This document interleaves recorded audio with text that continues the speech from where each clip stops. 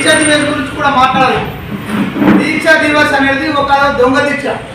నిజానికి తెలంగాణ రాష్ట్రం కేసీఆర్ దొంగ దీక్ష వల్ల రాలే. యువకులు, ఉద్యోగస్తులు, అమరవీరుల ప్రాణత్యాగాలు, సోనియా గాంధీ గారి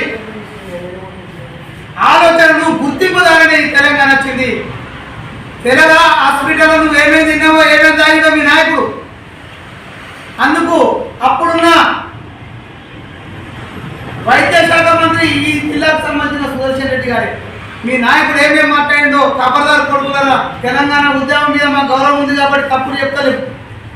మీ నాయకుడిని దొంగ దీక్ష, రేపేమో దొంగ దీక్ష కాదు అది చేసి 29 నాడు.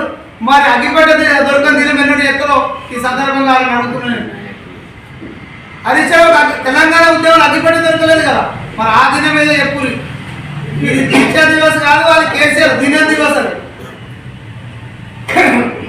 కేవలం తెలంగాణ ప్రజలను మభ్యపెట్టి తెలంగాణ ఉద్యమంతో మోసం చేసి 10 సంవత్సరాల కాలంలో తెలంగాణ విచ్ఛిన్న చేసినటువంటి రోజులు మీరు కాంగ్రెస్ పార్టీ గురించి మాట్లాడితే మళ్ళొకసారి కూడా సీరియస్గా చెప్తున్నాం. జరిగే పరిణామాలకు మీరే బాధ్యత వహించాలా. ఇవాళ కార్యకర్తలు మీరు చేసిన పాపాలకు, నిజంగా మీరు చేసిన పాపాలకు కాంగ్రెస్ పార్టీకి ఒక నిర్ణయం తీసుకుంటే పాపం వాళ్ళు ఇబ్బంది పడేవారు.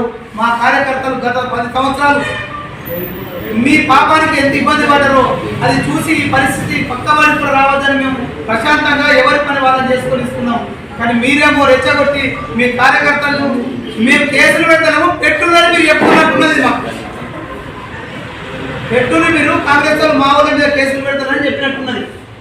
కానీ మేము కార్యకర్తల గౌరవిస్తున్నాం. మీలాగా కార్పొరేటర్ ప్రోత్సాహకులకి 10 సంవత్సరాల కాలం మీ కార్యకర్తలకు తొక్కినటువంటి చరిత్ర మీది కాబట్టి ఖచ్చితంగా టీఆర్ఎస్ పార్టీ కార్యకర్తలతో ఒక్క కేసు మేము పెట్టలేం. దమ్ము ధైర్యం ఉంటే ప్రశాంత్ రెడ్డిని చాలాసార్లు చెప్తున్నాం. చాలా విషయాలలో ఎందుకు మొక్కలు చాటేస్తున్నా చెప్పాలా. ప్రశాంత్ రెడ్డి నువ్వు ఎక్కడ చర్చకు వస్తావురా, అక్రమ కేసుల పైన సరే, అభివృద్ధి విషయం పైన సరే అని ఈ సందర్భంగా సవాల్ విసురుతున్నాం. లేకపోతే 2 మూసుకొని ఇళ్లలో ఉండమని హెచ్చరిస్తున్నాం.